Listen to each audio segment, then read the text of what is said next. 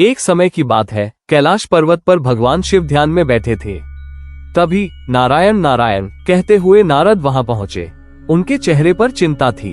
नारद मुनि बोले, प्रभु आज मैं एक विशेष बात बताने आया हूँ। देवताओं के गुरु कह रहे थे कि जल्द ही राहु की दृष्टि आपकी ओर आने वाली है। जिस पर राहु की छाया पड़ती है उसके जीवन में भ्रम, परेशानी और कठिन परीक्षा शुरू हो जाती है। शिव मुस्कुराए और बोले, नारद, संसार में ऐसा कौन सा स्थान है जहाँ महादेव को कोई ढूंढ सके? मैं ऐसी जगह चला जाऊंगा जहाँ राहु की छाया भी नहीं पहुँच पाएगी। इतना कहकर भगवान शिव कैलाश छोड़कर हिमालय के गहरे जंगल में चले गए। वहाँ उन्होंने एक साधारण योगी का रूप धारण किया। शरीर पर फटे पुराने वस्त्र, हाथ में कमंडल और चेहरे पर राख लगाए वे छोटी सी गुफा में रहने लगे। दिन बीतते गए। एक दिन तेज बारिश शुरू हुई।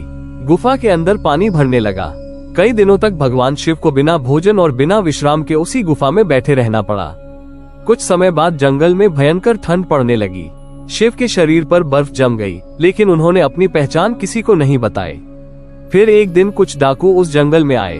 उन्होंने शिवजी को साधारण साधु समझकर उनका कमंडल छीन लिया और उन्हें धक्का देकर चले गए। भगवान शिव मन ही मन सोचने लगे, मैं तो त्रिलोकीनाथ हूँ, फिर भी मुझे इतने कष्ट क्यों सहने पड़ रहे हैं? धीरे धीरे पूरे 1.5 वर्ष बीत गए। एक सुबह भगवान शिव अपनी असली रूप में वापस कैलाश लौटे। वहाँ उन्होंने देखा कि राहु खड़े मुस्कुरा रहे हैं। शिवजी बोले, राहु देख लिया, मैं इतनी दूर चला गया कि तुम मुझे छू भी नहीं पाए।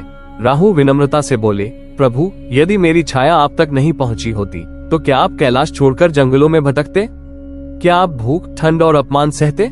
वही कष्ट ही तो मेरी दृष्टि का प्रभाव था। ये सुनकर भगवान शिव कुछ क्षण शांत रहे, फिर मुस्कुराकर बोले, सत्य कहा राहु, समय और कर्म का प्रभाव देवताओं को भी सीख दे देता है। तभी आकाश से आवाज आई, जो व्यक्ति कठिन समय में धैर्य और विश्वास बनाए रखता है, अंत में वही सबसे शक्तिशाली बनता है।